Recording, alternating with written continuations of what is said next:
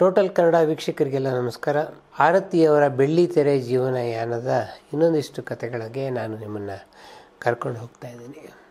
ಗೆಜ್ಜೆ ಪೂಜೆಗೆ ನಾನು ನಿಲ್ಲಿಸಿದ್ವಿ. ಪುಟ್ಟಣ್ಣ ಆರತಿ ಅವರ ಸಿನಿಮಾಗಳು ಸಾಕಷ್ಟು ಸಿನಿಮಾಗಳಿರೋದ್ರಿಂದ ನಾವು ಮೊದಲು ರಾಜ್ಕುಮಾರ್ ಮುಗಿಸಿ ಆಮೇಲೆ ಪುಟ್ಟಣ್ಣ ಸಿನಿಮಾಕ್ಕೆ ಬರ್ತಾಯಿದ್ವಿ.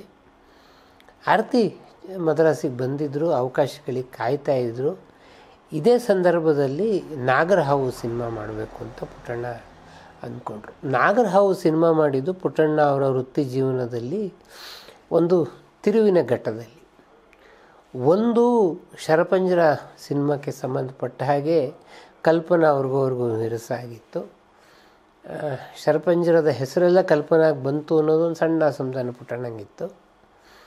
ಅದರ ನಂತರ ಮಾಡಿದ ಸಾಕ್ಷಾತ್ಕಾರ ಬಹಳ ದೊಡ್ಡ ದೊಡ್ಡ ಕಲಾವಿದರನ್ನು ಹಾಕ್ಕೊಂಡು ಮಾಡಿದರು. ಅವರು ಪೃಥ್ವಿರಾಜ್ ಕಪೂರನ್ನು ಕರೆಸಿದರು, ರಾಜ್ಕುಮಾರ್ ಇದ್ದರು, ನಾಗೇಂದ್ರ ಅವರಿದ್ದರು, ಜಮುನಾ ಇದ್ದರು. ಆದರೂ ಬಹಳ ದೊಡ್ಡ ಪ್ರಮಾಣದಲ್ಲಿ ಸೋತಿತ್ತು. ಪುಟ್ಟಣ್ಣ ಒಂದು ಅನಿವಾರ್ಯತೆಗೆ ಸಿಗಾಕ್ಕೊಂಡಿದ್ರು. ನಾನು ಬಹಳ ಮುಖ್ಯವಾದ ನಿರ್ದೇಶಕ ಅಂತ ಪ್ರೂವ್ ಮಾಡಬೇಕು ಅಂತ ಹೇಳಿ ವೀರಸ್ವಾಮಿ ಅಂತ ಭಾಳ ದೊಡ್ಡ ನಿರ್ಮಾಪಕರು ಸಿಕ್ಕಿದ್ರು. ಈ ಸಿನಿಮಾ ಏನಾದರೂ ಸೋತ್ರೆ ಮತ್ತು ನಂಗೆ ನಿರ್ಮಾಪಕರು ಸಿಕ್ಕಲ್ಲ ಅನ್ನೋದು ಪುಟ್ಟಣ್ಣಂಗೆ ಗೊತ್ತಿತ್ತು. ಇಂಥ ಸಂದರ್ಭದಲ್ಲಿ ಅವರು ಬಹಳ ಎಚ್ಚರಿಕೆಯಿಂದ ಆಯ್ಕೆಗಳನ್ನು ಮಾಡಿಕೊಳ್ಬೇಕಾದ ಸಂದರ್ಭದಲ್ಲಿದ್ದರು. ಹಾಗೆ ಸಿಕ್ಕಿದ್ದವರಿಗೆ ತರಾಸು ಅವರ 3 ಕಾದಂಬರಿ, ಸರ್ಪ ಮತ್ಸರ, 1 ಗಂಡು 2 ಹೆಣ್ಣು, ನಾಗರಹಾವು 3 ಕಾದಂಬರಿಯನ್ನು ಆಧರಿಸಿ ಈ ಕಾದಂಬರಿ ರೂಪುಗೊಳ್ತು. ಒಂದು ಸಣ್ಣ ವಿವಾದ ಎಲ್ಲರಿಗೂ ಗೊತ್ತೇ ಇದೆ. ನಾನು ಬರೆದಿದ್ದು ನಾಗರಹಾವು ಆದರೆ ಸಿನಿಮಾ ಆಗಿದ್ದು ಕೆರೆ ಹಾವು ಅಂಥೇಳಿ ತರಾಸು ಹೇಳಿದ್ರು ಅಂಥೇಳಿ. ನಾನು ಆರತಿಯವ್ರ ಕುರಿತು ಸಂಚಿಕೆ ಮಾಡುವಾಗ ಅದನ್ನು ಜಾಸ್ತಿ ವಿಸ್ತರಿಸಲ್ಲ. ಆದರೆ ಒಂದು ಹೇಳಬೇಕು, ಪ್ರಜಾವಾಣಿ ಪತ್ರಿಕೆಯಲ್ಲಿ ತರಾಸು ಅವರು ಒಂದು ಸ್ಪಷ್ಟೀಕರಣ ಬರೆದಿದ್ದಾರೆ. ಒಂದು ಭಾಳ ದೀರ್ಘವಾದ ಪತ್ರ ಬರೆದಿದ್ದಾರೆ. ಅದರಲ್ಲಿ ಅವರು ಏನು ಪ್ರಸ್ತಾಪ ಮಾಡಿದರೆ ಅದರಲ್ಲಿ ಸಾಕಷ್ಟು ನಿಜಾಂಶಗಳಿದೆ. ಏನು ಅಂದರೆ, ನೀವು ತರಾಸು ಅವರ 3 ಕಾದಂಬರಿಗಳನ್ನು ಏನಾದರೂ ಓದಿದ್ರೆ ಅದು ಒಂದು ಕಲಾವಿದರ ತಲ್ಲಣವನ್ನು ಹೇಳುವಂಥ ಕಥೆ. ಒಬ್ಬ ಕಲಾವಿದ ಬೆಳೆಯುವಾಗ ಎದುರಿಸುವ ಸಮಸ್ಯೆಗಳು, ಸೃಜನಶೀಲತೆಯ ಪ್ರಶ್ನೆ, ಇದನ್ನು ತರಾಸು ಬರೆದಿದ್ರು. ಸ್ವತಃ ಅದಕ್ಕೆ ಸಂಭಾಷಣೆಯನ್ನು ಕೂಡ ಅವ್ರು ಮೊದಲು ಬರೆದಿದ್ರು. ಪುಟ್ಟಣ್ಣ ಆ ಸಂಭಾಷಣೆಯನ್ನು ಬಿಟ್ಟು ಉದಯಶಂಕರ್ ಹತ್ರ ಬರೆಸಿದ್ರು. ಅದು ಬೇರೆ ಬೇರೆ ಕಾರಣಗಳು ಗೊತ್ತಿದೆ. ಆದರೆ ನಾನು ಕಾದಂಬರಿಯ ಮೂಲಕ ಏನು ಹೇಳೋಕ್ಕೆ ಹೊರಟಿದ್ದೀನೋ ಅದನ್ನು ಪುಟ್ಟಣ್ಣ ಹೇಳಿಲ್ಲ ಅನ್ನೋದು ಮಾತ್ರ ನಿಜ. ಯಾಕಂದರೆ ರಾಮಾಚಾರ್ಯನೇ ಆ್ಯಂಗ್ರಿ ಯಂಗ್ ಮ್ಯಾನ್ ಆಗಿ ತರಾಸು ನೋಡಿರಲಿಲ್ಲ, ಹಾಗೆ ನೋಡಿದ್ದು ಪುಟ್ಟಣ್ಣ. ಆದರೆ ಪುಟ್ಟಣ್ಣ ಅವ್ರಿಗೊಂದು ಸಮಸ್ಯೆ ಇತ್ತು. ಏನು ಅಂತಂದರೆ, ಅವರು ಯಾವುದೇ ಸ್ವಂತ ಕತೆ ಮಾಡಿದ್ರು ಕೂಡ ಯಾರೋ ಬಹಳ ದೊಡ್ಡ ರೈಟರ್ ಕೊಟ್ಟಿದ್ದ ಕತೆ ಅಂತ ಹೇಳ್ಕೊಳ್ಬೇಕಾಗಿತ್ತು. ಅದು ಮುಂದೆ ಬೇಕಾಷ್ಟು ಸಿನಿಮಾಗಳಿಗೆ ಈ ಥರದ ಉದಾಹರಣೆಯನ್ನು ನಾವು ನೋಡ್ತೇವೆ. ತರಾಸು ಹೇಳಿದ್ರಲ್ಲಿ ಅರ್ಥ ಇದೆ ಅಂತ ಅನಿಸಿದ್ದಕ್ಕೆ ನಾನು ಈ ಮಾತನ್ನು ಸೇರಿಸ್ತೇನೆ. 3 ಪಾತ್ರಗಳ ನಡುವೆ ನಡೆಯುವ ಕತೆ ನಾಗರಹಾವು. ನಿಮಗೆ ಗೊತ್ತಿದೆ, ರಾಮಾಚಾರ್ಯ ಒಂದು ಪಾತ್ರ, ಅಲಮೇಲು, ಮಾರ್ಗರೇಟ್. ಆರತಿಯನ್ನು ಮಾರ್ಗರೇಟ್ ಪಾತ್ರಕ್ಕೆ ತೊಗೊಳ್ಬಹುದಾ ಅಂತ ಪುಟ್ಟಣ್ಣಂಗೆ ಮೊದಲು ಅನಿಸಿತ್ತು. ಆದರೆ ವಿಷ್ಣುವರ್ಧನ್ ಅಂತ ಹೊಸ ಕಲಾವಿದನ್ನು ಅವರು ಆಯ್ಕೆ ಮಾಡಿಕೊಂಡಿದ್ರು. ಮಾರ್ಗರೇಟ್ಗಿಂತ ಅಲಮೇಲುಗೆ ಆರತಿಯನ್ನು ತರಬಹುದಾ ಅಂಥೇಳಿ ಪುಟ್ಟಣ್ಣಂಗೆ ಅನಿಸಿದ್ರಿಂದ ಅಲಮೇಲು ಪಾತ್ರಕ್ಕೆ ಆರತಿಯನ್ನು ತೊಗೊಂಡು ಬಂದರು. ಮಾರ್ಗರೇಟ್ ಪಾತ್ರಕ್ಕೆ ಕಲ್ಪನಾ ಅಂತ ತರಬೇಕು ಅಂತ ಹೇಳಿ ಆಸೆ ಇತ್ತು. ಕಲ್ಪನಾ ಅವ್ರ ಮಾರ್ಗರೇಟ್ ಪಾತ್ರ ಕೇಳಿದ್ರೆ, ನಾನು ಈ ಕಲ್ಪನಾ ಎಪಿಸೋಡ್ಗಳಲ್ಲಿ ಈ ಚರ್ಚೆಯನ್ನು ಮಾಡಿದ್ದೀನಿ. ಕಲ್ಪನಾ ಈ 2 ಪಾತ್ರ ಅಲ್ಲದೆ ಒನಕೆ ಓಬವ್ವನ ಪಾತ್ರ ಮಾಡುವಾಗ ಸಹಜವಾಗಿ ಇಲ್ಲ ಅಂತಂದರೆ, ಯಾಕೆಂದರೆ ಅವರು ಪುಟ್ಟಣ್ಣ ಸಿನಿಮಾಗಳಲ್ಲಿ ಬಹಳ ಮುಖ್ಯ ಪಾತ್ರಗಳಲ್ಲಿ ಮಾಡಿದವರು. ಜಯಂತಿ ಆ ಪಾತ್ರವನ್ನು ಮಾಡಿ ಜನಪ್ರಿಯತೆಯನ್ನು ಪಡೆದರು. ಪುಟ್ಟಣ್ಣ ಅವರ ಸಿನಿಮಾದ ಒಂದು ರೀತಿಯ ನಿಜವಾದ ಎಂಟ್ರಿ ಆರತಿ ಅವರದ್ದು ನಾಗರಹಾವು ಸಿನಿಮಾಗಳ ಮೂಲಕನೇ. ನೀವು ಒಂದು ಭಾಳ ಸೂಕ್ಷ್ಮ ಗಮನಿಸಬೇಕು. ಈಗ ಅಂತಲ್ಲ, ಆಗ ಕೂಡ ಹೀರೋಯಿನ್ಗಳಿಗೆ ಸೋಲೋ ಸಾಂಗ್ ಸಿಕ್ಕೋದು ಬಹಳ ಕಷ್ಟ. ಡ್ಯೂಯೆಟೇ ಸಿಗೋದು ಹೀರೋಯಿನ್ಗಳಿಗೆ.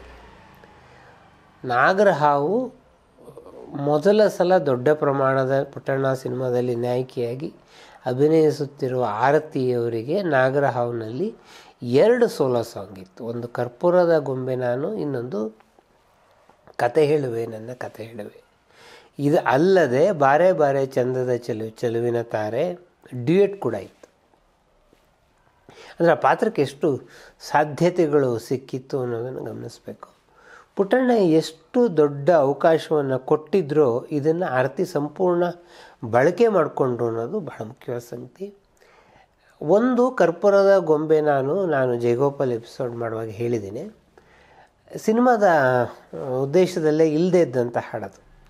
ಯಾಕೆ ಅಂತಂದರೆ ಆರ್ ಎನ್ ಜಯಗೋಪಾಲ್ ಅವರಿಗೆ ಹಾಡುಗಳನ್ನು ಬರೆಯೋಕ್ಕೆ ಹೇಳಿದರು. ಶಿಮ್ಸಾ ಗೆಸ್ಟ್ ಹೌಸ್ನಲ್ಲಿ ರೂಮ್ ಕೂಡ ಮಾಡಿದರು. ಆದರೆ ಜಯಗೋಪಾಲ್ ಆ ಸಂದರ್ಭಕ್ಕೆ ಬರೋಕ್ಕಾಗಿಲ್ವಾದ್ರಿಂದ ಎಲ್ಲ ಹಾಡುಗಳನ್ನು ವಿಜಯ ನರಸಿಂಹನ ಹತ್ರ ಬರೆಸಿದ್ರು. ಮುಹೂರ್ತಕ್ಕೆ ಜಯಗೋಪಾಲ್ ಬಂದಾಗ ಒಂದು ಹಾಡು ನೀನು ಬರೆದ್ಬಿಡು ಅಂತಂದರು. ಕರ್ಪೂರದ ಗೊಂಬೆ ನಾನು ಹಾಡನ್ನು ಆ ಮುಹೂರ್ತದ ಕರ್ಪೂರ ಕರಗ್ತಿರೋದನ್ನು ನೋಡಿ ಬರೆದ್ರು. ಯಾರಿಗಾರು ಭಾಳ ಕುತೂಹಲ ಇದ್ದರೆ ಈ ಕರ್ಪೂರದ ಗೊಂಬೆ ನಾನು ಟ್ಯೂನನ್ನು ವಿಜಯ ಭಾಸ್ಕರ್ ಅವರೇ ತಮಿಳಲ್ಲಿ ಕೂಡ ಬಳಸ್ಕೊಂಡಿದ್ದಾರೆ. ತಮಿಳಲ್ಲಿ ಡ್ಯುಯೆಟ್ಗೆ ಬಳಸಿದ್ದಾರೆ. ಅಂದರೆ ನನಗೆ ವಿಜಯ ಭಾಸ್ಕರ್ ಬಹಳ ದೊಡ್ಡ ರೇಂಜು, ನಾನು ವಿಜಯ ಭಾಸ್ಕರ್ ಸಂಚಿಕೆಯಲ್ಲಿ ಕೂಡ ಇದನ್ನು ಹೇಳಿದ್ದೀನಿ. ಬಹಳ ದೊಡ್ಡ ವಿಜಯ ಭಾಸ್ಕರ್ ರೇಂಜ್ ಗೊತ್ತಾಗಬೇಕಾದ್ರೆ ನಿಮಗೆ ಕರ್ಪೂರದ ಗೊಂಬೆ ನಾನು ಮತ್ತು ಇದೇ ಟ್ಯೂನ್ ಬಳಸಿರೋ ತಮಿಳ್ನಾಡು ಎರಡನ್ನು ಕೇಳಬೇಕು. ಈ ಕರ್ಪೂರದ ಗೊಂಬೆ ನಾನುನಲ್ಲಿ ಕೊನೆಯದೊಂದು ಸನ್ನಿವೇಶ ಇದೆ. ಇದು ಒಂದು ರೀತಿ ವುಮೆನ್ ಸೆಕ್ಶುಯಾಲಿಟಿ ನಾವೇನು ಕರಿತೀವಲ್ಲ, ಹೆಣ್ಣಿಗೆ ಇರ್ತಕ್ಕಂತಹ ಲೈಂಗಿಕ ಭಾವನೆಗಳು ಭಾಳ ಫ್ರ್ಯಾಕ್ಷನ್ ಆಫ್ ಸೆಕೆಂಡಲ್ಲಿ ಆರತಿ ಎಷ್ಟು ಅದ್ಭುತವಾಗಿ ಅದನ್ನು ಎಕ್ಸ್ಪ್ರೆಸ್ ಮಾಡಿದ್ದಾರೆ. ನಂಗೆ ಇಡೀ ಹಾಡನ್ನು ಮರೆತು ಆ ಕೊನೆಯ ದೃಶ್ಯವನ್ನು ನೋಡಿದ್ರೆ ಆರತಿ ಎಷ್ಟು ಸಮರ್ಥವಾದ ಕಲಾವಿದೆ ಅನ್ನೋದು ನಿಮ್ಗೆ ಗೊತ್ತಾಗುತ್ತೆ. ಆಮೇಲೆ ನಿಮಗೆ ಅಲುಮೇಲು ಪಾತ್ರದ ಒದ್ದಾಟಗಳು, ಆ ತೀವ್ರತೆಗಳು ಇದೆಲ್ಲ ನಿಮಗೆ ಗೊತ್ತಿದೆ. ಅದನ್ನು ತುಂಬ ಚೆನ್ನಾಗಿ ಆರತಿ ಅಭಿನಯಿಸಿದ್ರು. ಬಾರೆ ಬಾರೆ ಚಂದದ ಚೆಲುವಿನ ತಾರೆಯ ಬಗ್ಗೆ ಅಂತೂ ಸಾಕಷ್ಟು ಚರ್ಚೆಗಳಾಗಿದೆ. ಆಮೇಲೆ ಇದನ್ನು ಸ್ಲೋ ಮೋಷನ್ ಸಾಂಗ್ ಅಂತ ಕರೀತಾರೆ. ಭಾಳ ದೊಡ್ಡ ನಿರ್ದೇಶಕರೊಬ್ಬರು ಇದೇನು ಸ್ಲೋ ಮೋಷನ್, ಅದನ್ನು ಕ್ರಿಕೆಟ್ ಸ್ಲೋ ಮೋಷನ್ ಈ ಥರದ್ದೆಲ್ಲ ತಮಾಷೆ ಕೂಡ ಮಾಡಿದ್ದಿದೆ. ಬಹಳ ಜನ ಅದನ್ನು ಬಹಳ ಸೂಕ್ಷ್ಮವಾಗಿ ಗಮನಿಸಿದ್ರೆ ಇದು ನಿಜವಾದ ಅರ್ಥದ ಸ್ಲೋ ಮೋಷನ್ ಸಾಂಗ್ ಅಲ್ಲ ಇದು. ಯಾಕಂದರೆ 19 ಫ್ರೇಮ್ ಇದ್ದರೆ ನಾವು ನಿಜವಾದ ಸ್ಲೋ ಮೋಷನ್ ಅಂತ ಕರಿಬೋದಾದ್ದು 2 ಫ್ರೇಮ್. ಇನ್ನು 7 ಫ್ರೇಮು ಜಕ್ಸ್ಟ್ರಾ ಪೋಸ್ ಆಗಿದೆ. ಅಂದರೆ ಸ್ಲೋ ಮೋಷನ್ ಇದೆ, ಕಾನ್ಸ್ಟೆಂಟು ಇದೆ.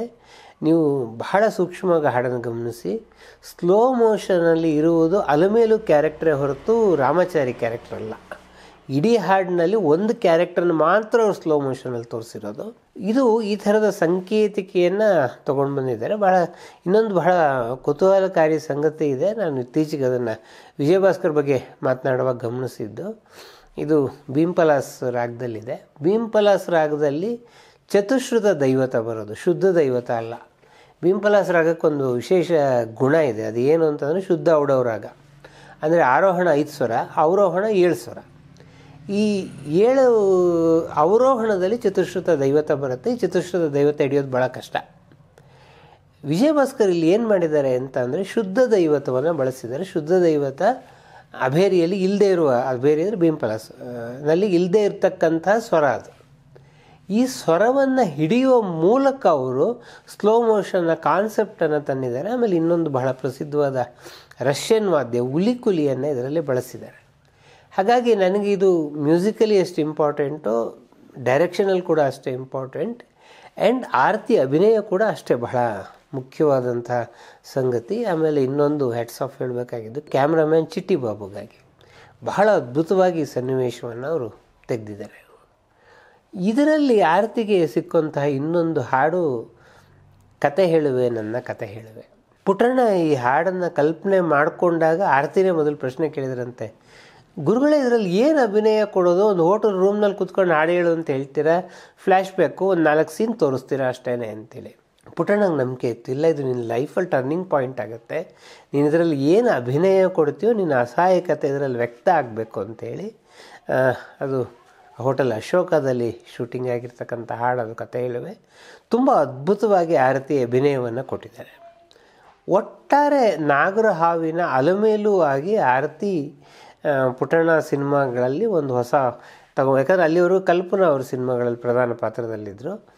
ಕಲ್ಪನಾಯಿಂದ ಪುಟ್ಟಣ್ಣ ಶಿಫ್ಟ್ ಆದ ಸೂಚನೆ ಕೂಡ ನಾಗರಹಾವು. ಇದಕ್ಕೆ ಸರಿಯಾಗಿ ಅವರಿಗೆ ರಾಜ್ಯ ಪ್ರಶಸ್ತಿ ಕೂಡ ಆರತಿ ಅವರಿಗೆ ಸಿನಿಮಾ ತಂದು ಕೊಡ್ತು. ಇದಾದಮೇಲೆ ಎಡಕಲ್ಲು ಗುಡ್ಡದ ಮೇಲೆ ಸಿನಿಮಾ ಮಾಡುವಾಗ ಪುಟ್ಟಣ್ಣ ಅವರಿಗೆ ಒಂದು ಬಹಳ ದೊಡ್ಡ ಚಾಲೆಂಜ್ ಇತ್ತು. ಅದು ಎಡಕಲ್ಲು ಗುಡ್ಡು ಬಹಳ ಜನ ಗೊತ್ತಿರ್ಬೋದು. ಅದು D.H. ಲಾರೆನ್ಸ್ ಅವರ ಲೇಡಿ ಚಾಟರ್ಸ್ಲಿ ಲವರ್ ಅಂತ ಹೇಳುವ ಮೂಲ ಇಂಗ್ಲೀಷ್ ಕಾದಂಬರಿಯನ್ನು ಆಧರಿಸಿದ್ದು. ಈ ಲೇಡಿ ಚಾಟರ್ಸ್ಲಿ ಲವರ್ ಕೂಡ ಯುರೋಪ್ನಲ್ಲಿ ದೊಡ್ಡ ಅಲೆಯನ್ನು, ವಿವಾದದ ಅಲೆಯನ್ನು ಎಬ್ಬಿಸಿ ನ್ಯಾಯಾಲಯದಿಂದ ಬ್ಯಾನ್ ಆದಂಥ ಕಾದಂಬರಿ. ಎಡಕಲ್ಲು ಗುಡ್ಡದ ಮೇಲೆ ಭಾರತೀ ಸುತ ಅವರು ಕನ್ನಡಕ್ಕೆ ತಗೊಂಡು ಬಂದರು. ಭಾರತೀ ಸುತ ಅವರ ಕಾದಂಬರಿ ಆಗಿನ ಸುಧಾ ವಾರಪತ್ರಿಕೆಯಲ್ಲಿ ಧಾರಾವಾಹಿಗೆ ಬರ್ತಾ ಇರುವಾಗಲೇ ಸಾಕಷ್ಟು ಚರ್ಚೆಗಳು ಗಲಾಟೆಗಳು ಎಲ್ಲ ನಡೀತು. ಪುಟ್ಟಣ್ಣ ಇದನ್ನು ಸಿನಿಮಾ ಮಾಡ್ತಾರೆ ಅಂತ ಅನ್ನುವಾಗ ಹೆಂಗೆ ಮಾಡ್ತಾರೆ ಅನ್ನೋದು ಬಹಳ ದೊಡ್ಡ ಸಮಸ್ಯೆ ಬಂತು. ಇದು ಕೂಡ ನಾಗರಾವಿನ ಥರನೂ ಒಂದು ತ್ರಿಕೋಣ. ಮಾಧವಿ, ದೇವಕಿ, ನಂಜುಂಡ 3 ಕ್ಯಾರೆಕ್ಟರು. ಕತೆ ಮಾಧವಿಯ ಪರವಾಗಿದೆ. ಅವಳು ಗಂಡ ಪುರುಷತ್ವವನ್ನು ಕಳ್ಕೊಂಡಿರೋದ್ರಿಂದ ಸಹಜವಾಗಿಯೇ ಅವಳು ತಲ್ಲಣಗಳನ್ನು ಎದುರಿಸ್ತಾ ಇದ್ದಾಳೆ. ಇದನ್ನು ಪುಟ್ಟಣ್ಣ ಬಹಳ ಕಾವ್ಯಾತ್ಮಕವಾಗಿ ವಿರಹ 100 ತರಹ ಹಾಡಿನ ಮೂಲಕ ತಗೊಂಡು ಬಂದರು. ಜಯಂತಿ ಈ ಪಾತ್ರವನ್ನು ನಿರ್ವಹಿಸುವ ಕೇಳಿದಾಗ ಅವ್ರು ಜಯಂತಿ ಒಪ್ಕೊಳ್ಳಿಲ್ಲ ಈ ಪಾತ್ರದ ಸ್ವರೂಪನೇ ಚೆನ್ನಾಗಿಲ್ಲ, ಜನ ನನ್ನ ಬೈತಾರೆ ಅಂತಂತಿದ್ರು. ಆದರೆ ಇಲ್ಲ, ಕತೆ ಬದಲಾಯಿಸ್ತೀನಿ ಅಂಥೇಳಿ ಒಪ್ಪಿಸಿದ್ರು. ಆದರೆ ಜಯಂತಿ ನನಗೆ ಹೇಳಿದ ಮಾತು, ಕತೆ ಬದಲಾಯಿಸಲಿಲ್ಲ ಅವರು. ಬದಲಾಗಿ ಆರತಿನ ಮೇಲೆತ್ತಾ ಹೋದರು. ನನ್ನ ಪಾತ್ರವನ್ನು ಕೆಳಗೆ ಬರ್ತಾ ಬಂದರು. ಆದರೂ ಕೂಡ ನನಗೆ ರಾಜ್ಯ ಪ್ರಶಸ್ತಿ ಸಿಕ್ತು, ಜನ ನನ್ನ ಪಾತ್ರವನ್ನೇ ಒಪ್ಪಿದ್ರು. ಹೀಗಾಗಿ ಪುಟ್ಟಣ್ಣಗೆ ನನ್ನ ಇಷ್ಟ ಆಗಲಿಲ್ಲ. ಇಲ್ಲಿಂದ 13 ವರ್ಷ ಅವ್ರ ಸಿನಿಮಾದಲ್ಲಿ ನನಗೆ ಪಾತ್ರ ಸಿಕ್ಕಲಿಲ್ಲ ಅಂತಂದರೆ, ಇದು ಇನ್ನೊಂದು ಜಯಂತಿಗೆ ಸಂಬಂಧಪಟ್ಟಾಗ ಇದನ್ನು ಮಾತಾಡುವಾಗ ಬೇಕಾದ್ರೆ ಅದನ್ನು ನಾನು ವಿಸ್ತರಿಸ್ತೀನಿ.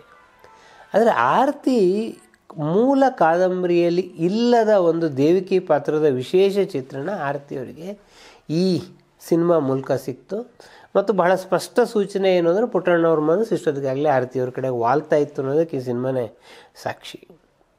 ಇದರಲ್ಲಿ ಮತ್ತೆ ಆರತಿಯವರಿಗೆ 3 ಹಾಡುಗಳು, ಆದರೆ ಸನ್ಯಾಸಿ ಅರ್ಜುನ ಸನ್ಯಾಸಿ ಒಂದು, ಯಾವುರವ ಒಂದು. ಯಾವುರವ ಒಂದು ರೀತಿಯಲ್ಲಿ ಆರತಿಯವರಿಗೆ ಅಭಿನಯಕ್ಕೆ ಬಹಳ ದೊಡ್ಡ ರೇಂಜ್ ಕೊಟ್ಟಂಥ ಕೊಡಗಿನ ಸನ್ನಿವೇಶಗಳನ್ನು ಇಟ್ಕೊಂಡು ಮಾಡುವಂಥ ಹಾಡೋದು. ಆದರೆ ನಿಜವಾದ ಚಾಲೆಂಜ್ ಒಬ್ಬ ಕಲಾವಿದಗಿದ್ದಿದ್ದು ನಿಲ್ಲೇ ಪತಂಗ ಹಾಡಿನಲ್ಲಿ. ಯಾಕೆ ಅಂತಂದರೆ, ಅಕ್ಕನಿಗೆ ತಂಗಿ ಬುದ್ಧಿ ಹೇಳಬೇಕು. ಇದೊಂಥರ ಸಹಜವಾದ ಸ್ಥಿತಿ ಅಲ್ಲ, ಇದು ಅಸಹಜವಾದ ಸ್ಥಿತಿ. ಯಾಕಂದರೆ ಆಗಲೂ ಅಕ್ಕ ತಂಗಿಗೆ ಬುದ್ಧಿ ಹೇಳಬೇಕು, ತಂಗಿ ಅಕ್ಕನಿಗೆ ಬುದ್ಧಿ ಹೇಳೋದಲ್ಲ. ಮತ್ತು ಈ ಬುದ್ಧಿ ಹೇಳ್ತಿರೋದು ಯಾವುದು, ನೀವು ವಿವಾಹ ಪೂಜೆಯ ದೀಕ್ಷೆಗೆ ಬಾ ಅಂತ ಕರೀತಾ ಇರೋದು ಅಕ್ಕನನ್ನು. ಯಾವುದು ಬಹಳ ಭಾರತೀಯ ಸನಾತನ ಮೌಲ್ಯಗಳಿದೆ ಅದನ್ನು ತಂಗಿ ಅಕ್ಕನಿಗೆ ಹೇಳಬೇಕು. ಬಹಳ ಸಹಜವಾದಂತಹ ಈ ಪ್ರಕ್ರಿಯೆಯನ್ನು ತುಂಬ ಅದ್ಭುತವಾಗಿ ಇದರಲ್ಲಿ ರಂಗರಾಯರು ತುಂಬ ಅದ್ಭುತವಾಗಿ ಇದರ ಸರಸ ಯೋಜನೆಯನ್ನು ಮಾಡಿದ್ದಾರೆ. ಇದರ ಬೇರೆ ಬೇರೆ ರೀತಿಯನ್ನು ನಾವು ನೋಡ್ಬೋದು. ಯಾಕಂದರೆ ಇದನ್ನು ಕೃಷ್ಣಗೌಡರಿಗೆ ಹಾಡಿನ ಬಗ್ಗೆ ತುಂಬ ಚೆನ್ನಾಗಿ ಮಾತಾಡ್ತಾರೆ. ನನಗಿಂತ ಇದು 4 ಸ್ತರಗಳಲ್ಲಿ ಹಾಡಿದೆ. ಪ್ರತಿ ಸಾಲಿನ ಭಾವ ಕೂಡ ಬೇರೆ ಆಗ್ತಾ ಹೋಗಿದೆ. ಜಾನಕಿ ಅವರು ಈ ಭಾವವನ್ನು ಬಹಳ ಅದ್ಭುತವಾಗಿ ಹಾಗೆ ತೊಗೊಂಡು ಬಂದಿದ್ದಾರೆ. ಆ್ಯಂಡ್ ಆರತಿಯವರು ಈ ಬದಲಾವಣೆಗಳನ್ನು ತುಂಬ ಚೆನ್ನಾಗಿ ಅದ್ಭುತವಾಗಿ ನಡೆಸ್ಕೊಂಡು ಬಂದಿದ್ದಾರೆ. ಇದು ಕೇರಳದ ವೈನಾಡುನಲ್ಲಿ ಬರ್ತಕ್ಕಂಥ ಇಡಕಲ್ ಕೇವ್ಸ್ನಲ್ಲಿ ಈ ಹಾಡನ್ನು ಶೂಟ್ ಮಾಡಿದ್ರು. ಬಹಳ ಅದ್ಭುತವಾದಂಥ ಹಾಡಾಗಿ ಸಿನಿಮಾ ಆಗಿ ಎಡಕಲ್ಲು ಗುಡ್ಡದ ಮೇಲೆ ಮೂಡಿ ಬಂತು. ಮತ್ತು ಆರತಿಯವರಿಗೆ ಅಂದರೆ ಈಗ ನಿಮಗೆ ನಾಗರಹಾವ್ನಲ್ಲಿ ಅಲುಮೇಲು ಪಾತ್ರದಲ್ಲಿ ಅವರಿಗೆ ಸಹಜವಾಗೇ ಇದ್ದ ಅವಕಾಶಗಳು. ಆದರೆ ಇದು ದೇವಕಿ ಪಾತ್ರದಲ್ಲಿ ಅವರಿಗೆ ಮೂಲ ಕಾದಂಬರಿಯಲ್ಲಿ ಇಲ್ಲದ ಒಂದು ದೊಡ್ಡ ಅವಕಾಶ ಆರತಿಯವರಿಗೆ ಸಿಕ್ತು. ಒಂಥರ ಹೇಳ್ತಾರಲ್ಲ, ನಮ್ಮಲ್ಲಿ ಒಂದು ಇದಿದೆ, 2 ಕೈಯಿಂದ ಬಾಚಿಕೊಳ್ಳೋದು ಅವಕಾಶವನ್ನು ಅಂತ. ಎಡಕಲ್ಲು ಗುಡ್ಡದ ಮೇಲೆ ಸಿನಿಮಾಕ್ಕೆ ಸಂಬಂಧಪಟ್ಟ ಹಾಗೆ ಆರತಿ ಸಿಕ್ಕ ಅವಕಾಶವನ್ನು 2 ಕೈಯಿಂದ ಬಾಚಿಕೊಂಡ್ರು. ಮತ್ತು ಬಹಳ ಮುಖ್ಯವಾದ ಸಂಗತಿ ಏನು ಅಂತಂದರೆ, ಜಯಂತಿ ಅಷ್ಟೊತ್ತಿಗಾಗಲೇ ಬಹಳ ದೊಡ್ಡ ಎಸ್ಟಾಬ್ಲಿಷ್ಡ್ ಆ್ಯಕ್ಟರ್. ಎಲ್ಲ ಮಾದರಿಯ ಪಾತ್ರವನ್ನು ನೋಡಿ ವರ್ಸಟೈಲ್ ಆ್ಯಕ್ಟರ್ ಅಂತ ಜಯಂತಿಯನ್ನು ಜನ ಮೆಚ್ಚಿಕೊಂಡಿದ್ರು. ಈ ಥರದ ಜಯಂತಿಯ ಪಾತ್ರಕ್ಕೆ ಪಾಠ ಹೇಳುವ ಪಾತ್ರ ಹೊಸ ಕಲಾವಿದೆ. ಆರತಿ ಆಗ್ತಾನೆ ಚಿತ್ರರಂಗಕ್ಕೆ ಬಂದಂಥ ಕಲಾವಿದೆ. ಇದು ಜನ ಒಪ್ಕೊಳ್ಳೋದೇ, ಈ ಸಾಧ್ಯತೆಯನ್ನು ಒಪ್ಕೊಳ್ಳೋದೇ ಬಹಳ ಕಷ್ಟ. ಯಾಕಂದರೆ ಜಯಂತಿನೇ ಸರಿ ಅಂತ ಹೇಳ್ತಾರೆ. ನಿಮಗೆ ಉಯ್ಯಾಲೆ ಸಿನಿಮಾದಲ್ಲಿ ಅಶ್ವಥ್ ಮತ್ತು ಕಲ್ಪನಾ ಪೇರ್ ರಾಜ್ಕುಮಾರ್ ಸ್ನೇಹಿತನಾಗಿ ಬರ್ತಾನೆ. ಸಿನಿಮಾ ಕತೆ ನೀವು ಏನೇ ಹೇಳಿ, ಜನ ರಾಜ್ಕುಮಾರ್ ಕಲ್ಪನಾನ ಪೇರಾಗಿ ನೋಡ್ತಾರೆ ಹೊರತು ಅಶ್ವಥ್ ಕಲ್ಪನಾನ ಅಲ್ಲ. ಅಲ್ಲಿಂದ ನಿಮ್ಗೆ ಆ ಕೆಮಿಸ್ಟ್ರಿನೇ ಬಿದ್ದೋಗ್ಬಿಡುತ್ತೆ ಅಲ್ಲಿ. ಇದು ಅದೇ ರೀತಿಯಲ್ಲಿ ಕೆಮಿಸ್ಟ್ರಿ ಬಿದ್ದೋಗಬೇಕಾದ ಪಾಸಿಬಿಲಿಟಿ ಇದು. ಆದರೆ ಆರತಿ ತಮ್ಮ ಅಭಿನಯದಿಂದ ಆ ಕೆಮಿಸ್ಟ್ರಿಯನ್ನೇ ಎತ್ತಿಕೊಟ್ರು. ನಮಗೆ ಆರತಿ ನಿಲ್ಲೇ ಪತಂಗ ಹಾಡು ನಲ್ಲಿ ಕೊಟ್ಟಿರೋ ಅಭಿನಯ ಇದೆಯಲ್ಲ, ಅದು ಎಲ್ಲೂ ಅಸಹಜ ಅಂತ ಅನಿಸಲ್ಲ. ಅವರು ಸಹಜವಾದ ಮೌಲ್ಯಗಳನ್ನು ಹೇಳ್ತಾ ಇದ್ದಾರೆ ಅಂತೇಳಿ ಒಂದು ಪಾಸಿಬಿಲಿಟಿಯನ್ನು ಕೊಟ್ಟರು. ಎಲ್ಲೋ ಒಂದು ಕಡೆ ಪುಟ್ಟಣ್ಣ ಅವರು ಏನೋ ಒಂಥರ ಪಾತ್ರವನ್ನು ವೈಭವೀಕರಿಸೋದಕ್ಕೆ ಪ್ರಯತ್ನ ಪಡ್ತಾ ಇದ್ರಲ್ಲ, ಅದನ್ನು ಆರತಿ ಸಹಜಗೊಳಿಸ್ತಾಯಿದ್ರು. ಆದ್ದರಿಂದ ನಮ್ಗೆ ಇವತ್ತಿಗೂ ಎಡಕಲ್ಲು ಗುಡ್ಡದ ಮೇಲೆ ಸಿನಿಮಾ ನೋಡಿದ್ರೆ ಒಂದು ವೈಭವೀಕರಣಗೊಂಡ ಪಾತ್ರ ಆರ್ತಿದು ಅಂತ ಅನಿಸಲ್ಲ, ಬಹಳ ಸಹಜವಾಗಿ ರೂಪುಗೊಂಡ ಪಾತ್ರ ಅನಿಸುತ್ತೆ ನನಗೆ. ಮುಂದೆ ಇಲ್ಲಿಂದ ಮುಂದಿನ 10 ವರ್ಷ ಆರತಿ ಏನು ಬೆಳೆದ್ರು ಅದರ ನಿಜವಾದ ಆರಂಭಿಕ ಬಿಂದು ನಿಲ್ಲು ನಿಲ್ಲೆ ಪತಂಗದಲ್ಲಿದೆ ಅಂತ ಅನಿಸುತ್ತೆ. ಯಾಕೆ ಅಂದರೆ ಯಾವುದೇ ಮಾದರಿಯ ಪಾತ್ರವನ್ನು ಆರತಿ ಮಾಡಿದ್ರೂ ಕೂಡ ಕನ್ನಡಿಗರು ಒಪ್ಕೊಂಡ್ರು, ಇವಳು ಸಹಜ ಕಲಾವಿದೆ. ಯಾವುದೇ ಯಾಕೆಂತಂದರೆ ಪುಟ್ಟಣ್ಣ ಸಿನಿಮಾದಲ್ಲೇ ಕಲ್ಪನಾ ಪಾತ್ರವನ್ನು ನೋಡಿದರು. ಕಲ್ಪನಾ ಪಾತ್ರಕ್ಕೆ ಒಂದು ಭಾವನಾತ್ಮಕ ಎತ್ತರನೋ ಬಹಳ ಅಬ್ಬರವೋ ಈ ಥರದ್ದೆಲ್ಲ ಇರ್ತಾಯಿತ್ತು. ಅದು ಏನೂ ಇಲ್ಲದ ನಮ್ಮ ಮನೆಯಲ್ಲಿ ನಮ್ಮ ಎದುರಿಗೆ ಇರ್ತಕ್ಕಂಥ ಒಬ್ಬರು ಸಂಬಂಧಿಕರು, ಅಕ್ಕನೋ ತಂಗಿನೋ ನಟಿಸುವಂತಹ ಪಾತ್ರವನ್ನು ಮಾಡಿದಾಗ ಸ್ವಲ್ಪ ಈ ಥರದಕ್ಕಿಂತ ಭಿನ್ನವಾದ ಯಾವುದೇ ರೋಲ್ಗಳನ್ನು ಮಾಡಿದ್ರೂ ಕೂಡ ಜನ ಒಪ್ತಾ ಇರಲಿಲ್ಲ. ಹೀಗಾಗಿ ಮುಂದಿನ 10 ವರ್ಷ ನಿಸ್ಸಂಶಯವಾಗಿ ಕನ್ನಡ ಚಿತ್ರರಂಗವನ್ನು ಆರತಿ ಆಳಿದ್ರು. ಬರೀ ಪುಟ್ಟಣ್ಣ ಸಿನಿಮಾಗಳು ಮಾತ್ರ ಅಲ್ಲ, ತುಂಬ ಜನ ಆರತಿನ ಬಗ್ಗೆ ವಿಶ್ಲೇಷಣೆ ಮಾಡೋಕ್ಕೂ ಪುಟ್ಟಣ್ಣ ಸಿನಿಮಾಗಳ ಬಗ್ಗೆ ಮಾಡ್ತಾರೆ. ಎಲ್ಲ ನಾಯಕರ ಜೊತೆ ಕೂಡ ಆರತಿ ಅಭಿನಯ ಮಾಡಿದ್ದಾರೆ, ಎಲ್ಲ ಮಾದರಿ ಚಿತ್ರಗಳನ್ನು ಕೂಡ ಮಾಡಿದ್ದಾರೆ. ಅವರು ಹಾಸ್ಯ ಚಿತ್ರಗಳನ್ನು ಮಾಡಿದ್ದಾರೆ, ಫೈಟಿಂಗ್ ಪಾತ್ರಗಳನ್ನು ಮಾಡಿದ್ದಾರೆ, ತುಂಬ ವಿಭಿನ್ನವಾದ ಪಾತ್ರಗಳನ್ನು ಆರತಿ ಮಾಡ್ಕೊಂಬಂದಿದ್ದಾರೆ. ಹೀಗಾಗಿ ನಿಲ್ಲು ನಿಲ್ಲೆ ಪತಂಗ ಒಂದು ರೀತಿಯಲ್ಲಿ ಕನ್ನಡದಲ್ಲಿ ಆರತಿಯವರ ಪ್ರಪಂಚ ಶುರುವಾಗೋದಕ್ಕೆ ಕಾರಣ ಆಯಿತು ಅಂತ ಹೇಳ್ತೀನಿ. ಇನ್ನಷ್ಟು ಅದ್ಭುತವಾದ ಕಥೆಗಳು ಆರತಿಯವರ ಬಗ್ಗೆ ಹೇಳೋದಿದೆ, ಮುಂದಿನ ಸಂಚಿಕೆಯಲ್ಲಿ ಅದನ್ನು ಮುಂದುವರಿಸೋಣ.